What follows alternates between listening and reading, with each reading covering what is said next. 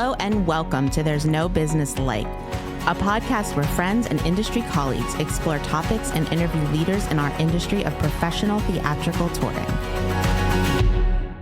Hey, this is Josh, and this week we have another installment of our Under the Radar series. This week we sit down and talk to Mark Russell. Kevin and I sat down with him while we were in New York and had a chat with him about the history of the Under the Radar Festival and his history in the arts and how it all began. We hope you enjoy this episode.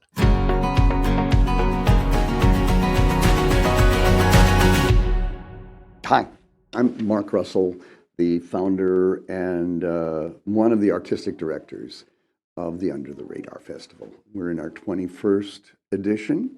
Before that, I ran a place called PS 122 during the 80s and 90s and part of the 2000s. I've been doing this a while, you know.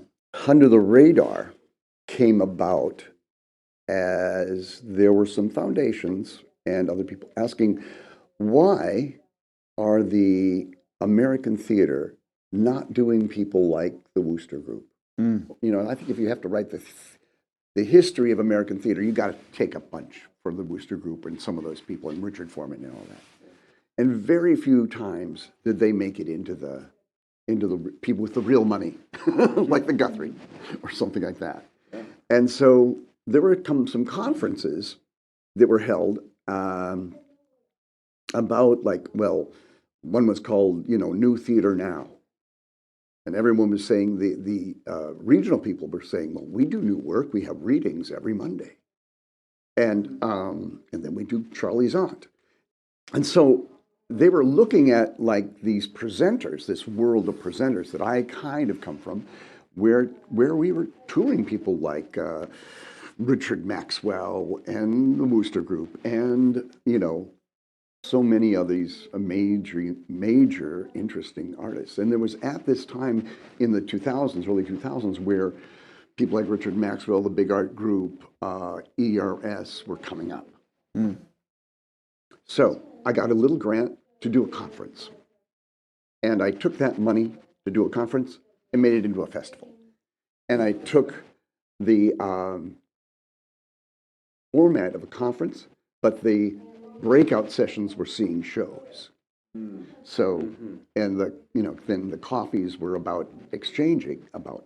So I was trying to get people to understand or be able to talk on aesthetics, which is very hard to.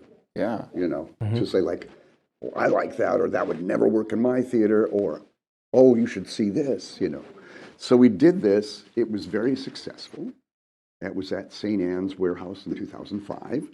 And then we, Oscar Eustace was one of the people that was there, and he invited us to be part of his first season of the Public Theater, and we kept going. We went for 17 years there. Wow. Yeah. So obviously, like, it's grown into something bigger and different. Yeah. So, well, I mean, it started at like about 10 things. that was my in 2005, and then it eventually was 2 weeks and maybe 18 performances. And then we added in sort of different series. A series of emerging work, the Devised Theater Working Group, and kept building in that way. Excellent. And so this year, do you know how long it is and how many shows there are? It's 3 weeks, like 19 days, and there are about 30 plus shows in it, 24 different venues. Wow. In 2023, partially because of all that COVID nonsense and everything, the Public Theater found itself in a financial crisis along with all the other theaters, and they had to let us go. So they said, you know, we can't do your festival. They told me this in May. And I decided, you know, I already had some money lined up. I had people ready to come. I had a really great season planned. And so I said, well, they told me I could do anything with the name, so we did. And we just did it. And I went around and got some funding, and then a lot of these theaters joined in to make Under the Radar continue to happen. And Wow. that was just an amazing, bracing thing, And it turned out that the whole city now gets to play with Under the Radar. So we're at Lincoln Center, we're at Pregones, we were at the Apollo last year, all sorts of places that would not be talking to us if we were the public theater, because the public theater is a very intense, everything is theirs. Yeah. I mean, there's institution power, and so now that we're a little player, it's better. Yeah, I'll say from our perspective, I mean, this year especially, like I said, before we started recording, I'd mentioned that Josh and I the past couple of years have taken in like one or two Under the Radar shows, and this year really have dived in and have, are seeing quite a bit, and it's run the gambit. I mean, so it's been very interesting. But for me, has also been interesting is it's taken me to many different parts of the city that I've never been to, and it's gotten me to go into venues that I either didn't know exist or just hadn't had an opportunity to go into. And it ranges. I mean, we were at Brooklyn College for reconstructing, Symphony Space for Sonny Jane's Love Force, the Performance Space last night, Joe's Pub. I mean, we've made a nice little trip around the city, and primarily when we're here for APAP or ISPA, I mean, we're locked in Midtown. Yeah. I mean, and we don't really step outside of that too much.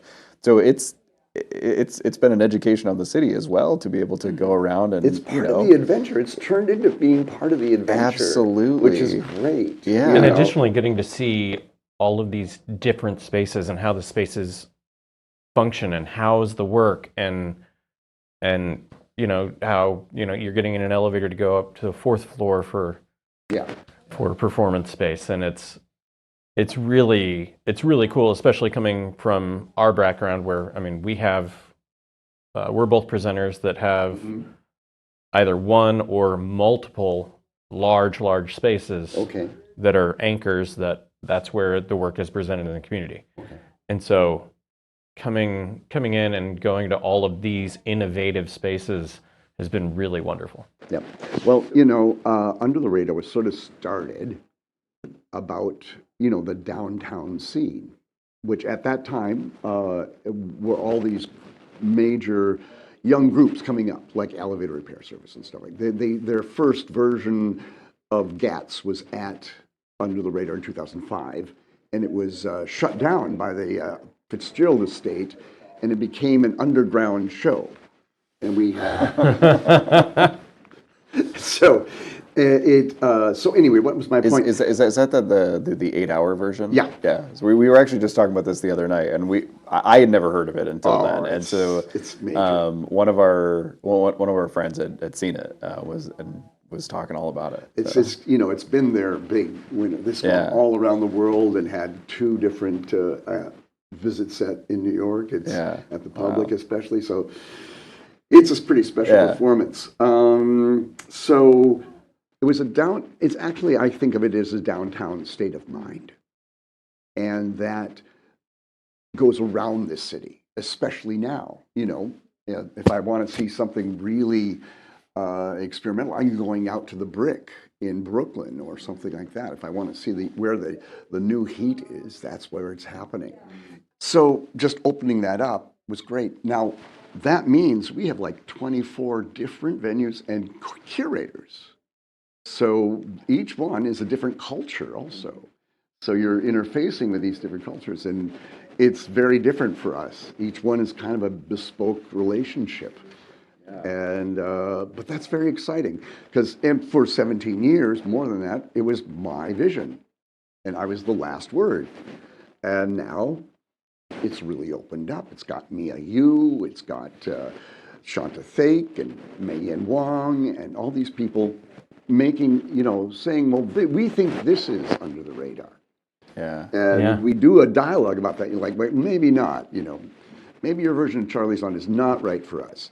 But it keeps going. And I love that everyone gets to sort of shape it. Yeah. So, I mean, you touched on at the beginning, like how Under the Radar came to be and sort of like its purpose and when it started. What would you say its purpose is now, 21 years later? and its importance in the ecosystem? In some way, Under the Radar is a little bit recreating the feeling in the 80s and 90s of the alternative scene, where people were running to different things. You would see something at 7, see something at 9, and then you go dance all night at 8 BC. So it was kind of located in kind of the neighborhood to some extent.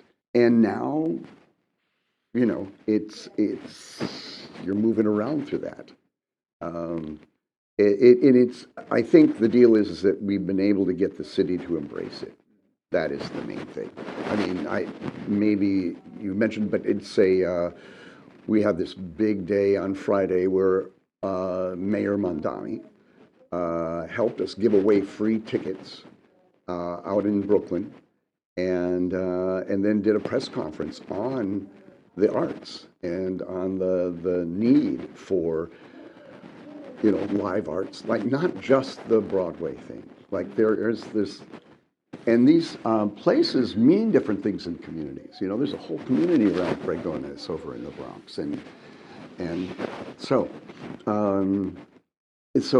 he was really wanted to open that up and give us some profile, and it was really an amazing moment. That is quite amazing. Yeah, I mean, they never talk about downtown, even though it's actually. I mean, we become a destination festival. Some people come from Europe just to see what we're doing in New York. Yeah, yeah. I mean, Josh and I were just talking about this, is that it's been interesting, like going to more and more shows, the amount of colleagues that we see there. And especially international colleagues. Yeah. Who are coming to see these shows, which is, I mean, it's been an education. Well, I mean, they're used to, especially the Western European folks, are used to going to festivals. And that's where they may even make tours of things through festivals. And it's their way of understanding the world and what's coming up and what should be offered to their audiences.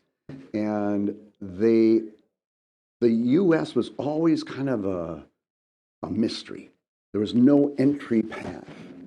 And when we put together Under the Radar, they said, oh, finally. And we sort of walk them through, these are things that we think you would be interested in, as far as they're looking at innovation and in new stories and things of that sort. And they're not necessarily looking for our classic names or what we do with, with Ibsen. They want to see what's, going on. And that's where all those programmers come from, and they sort of begun to rely on it.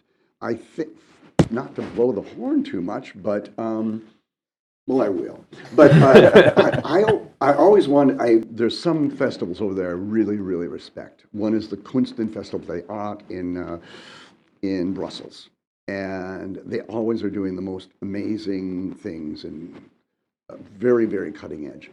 And I thought if we could ever have that kind of weight, that would be amazing. And I feel like we've kind of met that somewhat.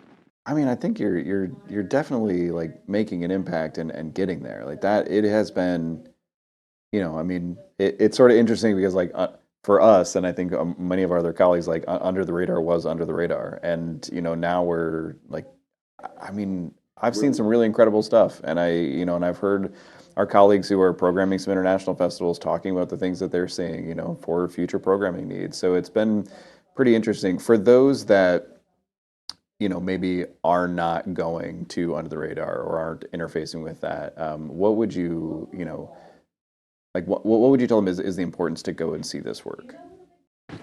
Well, you're going to see the people that will be making, I mean, Rachel Chavkin, most famous for doing Hadestown, directing Hadestown, came up through the Under the Radar system, if you will, and her piece called Architecting was like in 2009, and now this Reconstructing, which is sort of a reference to that, is, it was a beautiful piece out there, beautiful piece. And so, getting, I think it can give people an idea of what's really going on, what people are really thinking about in the US or in different communities. Like, I mean, that's why I'm bringing this piece from Iran or this piece from England. Is like, look at this. This is how they're dealing with right now.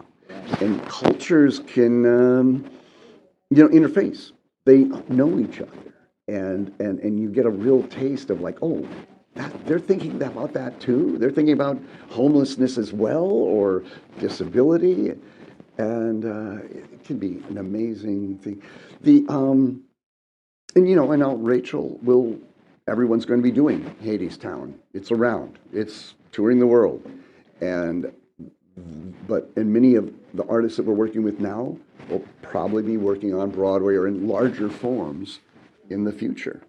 And, it's really good to see them when they begin, That is, that's been one of the things that I've been really interested in seeing more shows. From a programmer aspect, there's not, there's a lot of shows that I just can't bring in, based on like my audience demographic. But like what it is it's been an education of like what's out there. What some of these, like once you find a group that you really like, that you're like, oh, I like this piece. So when they do something else, you can see that. And then, the goal or the idea is like from like the programming and presenter side is when they start developing that next piece to be like, I want to help you with that. I want my audience to see that before everybody sees it. Like, and and I think that's exciting. To be able to sort of feel like you're on the ground floor. And that's what I think a lot of there's a lot of potential there. Also the resources, but the resources that you have in some of your presenting situations are much better than the New York resources, like even rehearsal space or commissioning money or ways to a residency space. That is such gold for a New York City artist or even an international artist to be able to access that and start to build on other communities. I find that it opens up their work, And that's one of the things that I've learned from both the symposium and in having conversations with producers and creators is hearing the universities that they partnered with for development. Yeah. And coming in and using the university's space, and not just the space, but looking at some of these shows that use more technological equipment and VR glasses and what that technology looks like, that they're actually pairing up with those departments at the university to further flesh out the technology. And it's a much bigger collaborative process than I ever imagined that it was. Yeah. No, that's the exciting part, is that they're on your campus and they get to really relate with people, scientists and scholars.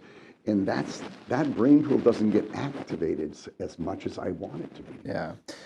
Mark, when you, started this, is this where you thought it would go? I mean, is this like, where did you, I mean, in what ways has it changed and grown that you didn't expect? Under the Radar keeps surprising me. Yeah. And I mean, maybe when it doesn't surprise me, we can stop. But so we put this baby out in the world and it keeps growing. And I mean, now it's 21 years old. It can drink. Yeah. So wilder things are to come. And it feels good to set it free to an extent and hand it off to a different generation. And that's really exciting. And watch how it adapts to the scene as it goes. I mean, we're now in a place of a lot of not abundance, let's just say that. And so how people are going around these problems and making them work, we need a place to talk about that. We need a place to see who is making that work. This is really important to the field. Yeah, absolutely. You've hinted at how the curatorial process has changed for you throughout the life of Under the Radar.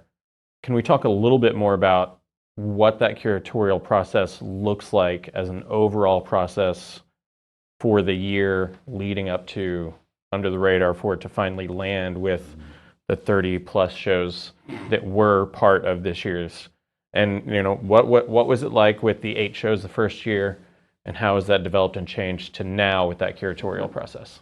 I never wanted to do 30 shows. We keep trying to close it down, Let's make this a little easier for people, because I can't even see all of them now. And for a long time, it was my view of what was going on in the field. And very prejudiced, straight up. I was trying to create my own utopia, so I wanted it to reflect the America or the New York City that I love. Mm-hmm. And we did that. And now I think it's great to open that up to other people's views. Mm-hmm. And so it's grown in that way. It grew as my own experience and our own sort of reach began to get partners. There was the Arts Council of England partnered with us for about 7 years on bringing people here to be part of Under the Radar, because they felt it was an international showcase that they needed access to. They were, at that moment, really worried about Brexit. Mm-hmm. Like 2018, 19, they like going, how are our people going to get access to their sea? We can invite everyone to Edinburgh, but it's such a mess.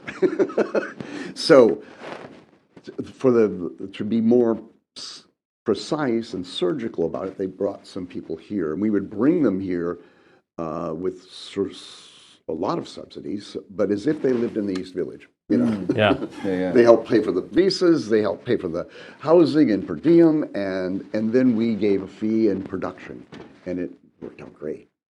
Now it's very different, and all over the world, and England is having its own financial problems and its own problems with how the arts. So that relationship ends after this year, but I'm sure we'll keep going.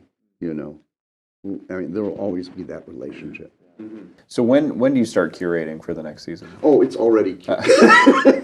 No, we have a lot of projects that are already set, or pretty much set. And we'll know most of those by, especially our international ones, by March or so, or May. And then we start putting the rest of it together. We'll decide for sure on like September 1st. And then we go in and we start our publishing and contracting and all of that stuff. And so then we publish, which is release the festival on All Saints Day, November 1st. And then start, the thing is it's very hard to buy tickets. We don't have a control of a place to buy tickets. Yeah. So I can't set the ticket prices. Mm-hmm. I don't actually get all that information of who's the audience, which is a big deal. Yeah. We have volunteers at every place taking names and talking to people about the rest of the festival. It's pretty great. Oh, interesting. Like 40 volunteers. It's really amazing. So yeah. There's an army of volunteers that are embedded in it as well. Nice. Yeah. I actually that sort of leads into a real quick question. I mean, for people who are interested in getting involved, maybe on that volunteer side of things, or want to make sure that this obviously continues on. Yeah. How can they get involved? What's the best way for them to do that? Well, I mean, watch out for in this fall, there'll be an announcement of like, if you want to volunteer, usually comes out in November or so, you can sign up, and then we have a quick meeting with them and get everyone, they all get to wear hats. And we've been using a lot of paid internships from various colleges and stuff.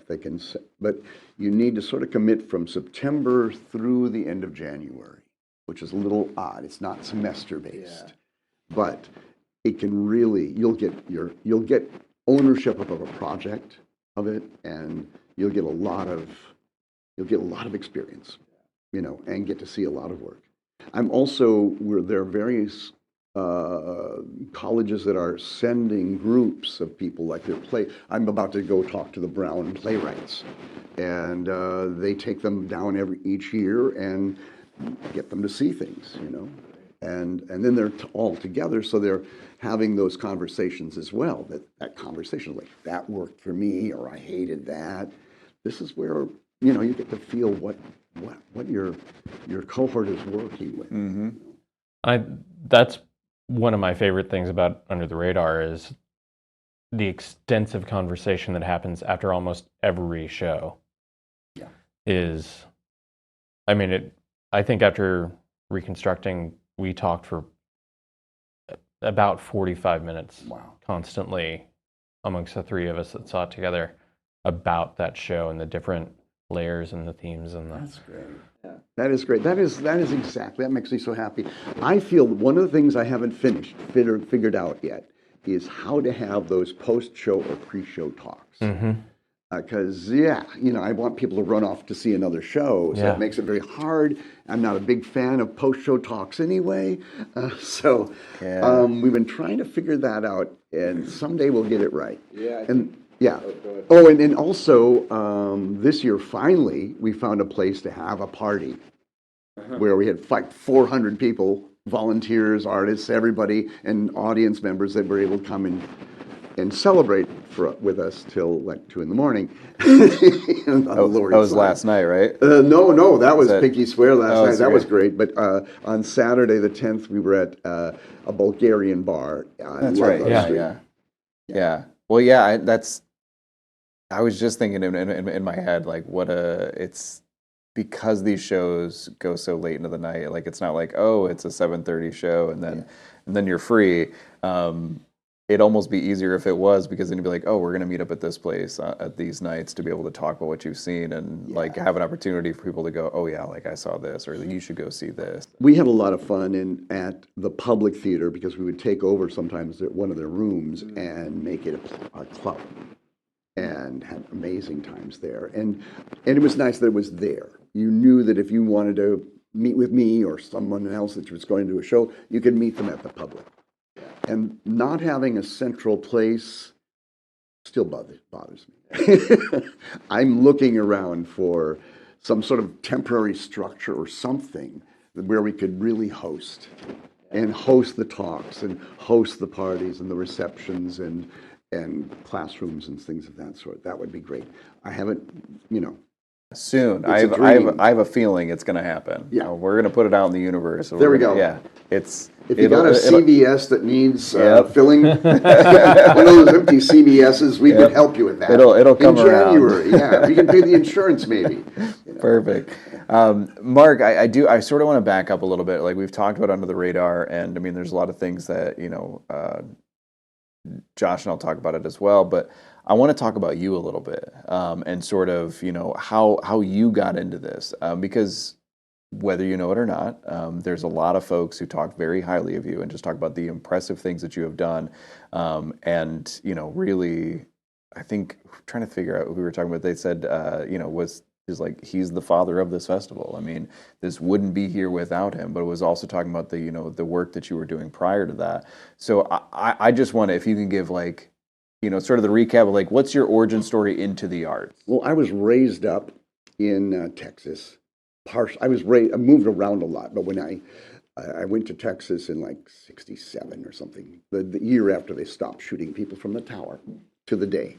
So, and then I went to the University of Texas and had a directing program, and had a BFA directing program, and some amazing people teaching there. But one of my uncles was kind of a theater buff, and he started sending me plays and players from the UK. And he also introduced me to a play called Murat Sa'd, which took me to Peter Brook, which took me to Peter Weiss, and then eventually to Grotowski and Shaina and all those people. And then when I graduated there, my graduate trip was I went to Poland for about 8 weeks. And ran through the woods with Grotowski and met with Cantor, and this is when the wall was up, and it was kind of a different world. Yeah. And then on my way back, I stopped in New York, and I didn't leave until that was August. I didn't get back to Austin until Christmas, and I just kept going. I kept kind of like continuing to just be on a sightseeing trip. And there was a festival at that time that had all these amazing people in it. There was the Wooster group, the performing group, and I saw Foreman's play in one of his lofts, and Meredith Monk, a lot of amazing collection of artists from that time. And then I fell in with a bunch of people that did contact improvisation. I don't know if you know this form. It's a form of dance that really depends on the gravity between people. So, and it's an improvisational thing. So wherever that gravity takes you. And it's beautiful. It was put together by a man named Steve Paxton from Oberlin. And it was a very rich thing. And it was a kind of a political thing as well, coming out into the 80s and the late 70s, 80s of like, it's personal politics, right? And feminist politics. I mean, a woman can lift me. I can lift a woman, that's kind of thing, this role changing and power changing. So I fell in with a bunch of those people. They had this empty school called PS 122, where they had just shot the movie Fame. And so we were in there, and they needed someone to take it on, to run it in 1983. And since I was friends, and they let me have it. They said, "Here, you run this." And I realized that just a few things of how to make that happen. And then that became quite a place. It was hard not to perform at PS 122. And then we introduced international people into that mix, and it became a great place. I used to reserve Januaries for artists that I thought would really have an impact, like a Richard Maxwell, like a Caden Manson, and so they would be discovered by some of these visiting European folks or whatever, and then so that worked out. And then when I got the funding to do Under the Radar, it was a natural thing. Basically, Under the Radar is a European festival. Yeah. But no one does festivals quite like that over here. Maybe in the music world, you have a Lollapalooza and there's several bands all over. Yeah, but I think you're right. I mean, I don't think there really is any, because like those festivals, like music festivals, tend to be sort of more centralized, and it's like, the only one that strikes me is Austin City Limits. Yeah, like South by Southwest, maybe South by Southwest. They really spread out throughout the city in Austin, and one's the only one that I think approaches it. Yeah. But this is. And it's a little easier with music. I'm the people, especially the theater people, are not used to repertory, and that's what they have in Edinburgh. And it was very different to the culture of the public theater that I was asking them to do 3 shows in one space in one day, and we fought that battle. But it made it really rich, because you could go see something and then see another thing and then see another thing. And I wanted that sort of like to be immersed. And what happens with festivals is they get their own transient community. And that is... Well, I've enjoyed, we've seen a number of the same shows with you. Like we saw Dark Matter and Get Your Ass in the Water and Swim Like Me back to back. And whenever I saw that you were at both of them, I was like, we're doing something right. You've chosen a good path. Good. Yeah. Good. The other thing I actually just want to point out, and I think Josh will probably talk about it at some point too, is I like that each show has a ticket, like that it's not like we bought one ticket to everything, or because I think what happens in arts and culture, and maybe this isn't, maybe it doesn't happen so much in New York, but I know in other communities, like it's like, oh, this should be free, or like, oh, it's this festival thing, so it should all be inclusive, or like those sort of things. And I mean, as you know, Edinburgh is not like that. Yeah. I mean, you buy a ticket to each thing, and I think it's important because we have to value the art. We have to value the artist's time and, the venue space, like all of those things. And I just think it's important to do that. And we will pay for our tickets because we want those artists to be supported. Contribution. And I always I kind of wanted to create, like, when I go over to some of these festivals, they're paying for my hotel, they're paying for all my tickets, they're arranging for receptions, and I wish the U.S. could do that, because it's just business. Yeah. But we haven't hit that yet. Yeah, it's I'm always optimistic that maybe at some point the advocacy will set in and we can really make folks understand just how much money the arts does make. Yeah. And then not only talk about the export of culture. Yeah. I mean, that's also what we're exporting outside of just the dollars and cents of it all. Mm-hmm. I mean, the nice thing about Under the Radar is you are sitting with real people. You're not just sitting in a room of professionals. Yes. Mm-hmm. And that's great. I mean, especially for the professionals, to see how an audience really reacts and to see who's getting drawn into that room. Yeah. Well, and there was one show that I wasn't particularly into, but then at the closure of it, I heard an audible gasp from behind me at the closure of it, and I'm like, they love this. Yeah. And just being able to know that from an audible note, another perspective. That's great. Is something that really struck me with that. Yeah. So that was sort of the quickie version of my.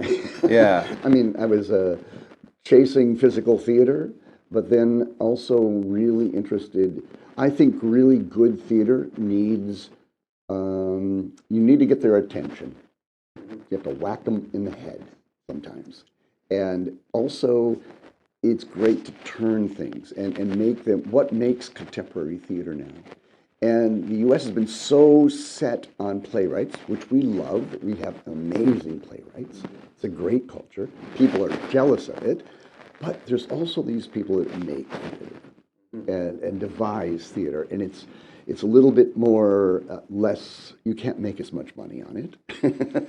And it's harder to keep going. But I also really reflects a lot of what's going on in the culture, and that's important. Yeah.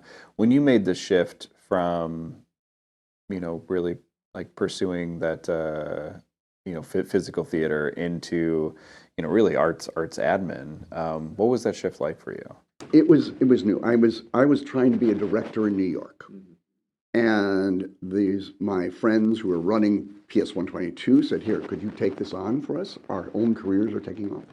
And everyone expected me to do my own work within that. And I thought that would be a conflict that I didn't need. Yeah. So I was a director that was directing a theater. And that made sense to me. And I was a great director, but not that great. I'm more interested in getting that event to happen. Yeah. The intersection of artist and audience. And that that's what I do best. Yeah. Mark, thank you for your time. Thank you. And we appreciate you making this time for this. And we also appreciate all the work that you've done to bring Under the Radar to life and to where it is today. I think, like I said, Josh and I have really enjoyed our time in New York this year, and it's in large part because of this festival. So thank you for everything that you're doing, and I look forward to seeing you at more shows, if not this year, next year. All right, everyone. Thanks for listening to There's No Business Like. Our producers and hosts are Brian Zelmer, Josh Benson, Kevin Maynard, Katie Miller, and me, Danielle Van Hook. Views expressed in this podcast are ours alone and are not reflective of the organizations we are a part of. Keep up with us at nobusinesslike.com. There you'll find links to all of our episodes and socials. If you like this podcast, give us a like, a follow, a review, or our favorite, a 5-star rating. Oh wait, what was that site? I got it, don't worry. It is nobusinesslike.com. Do I sound out bus-I-ness every time I type it? Yep, sure do. Stay in touch, my friends.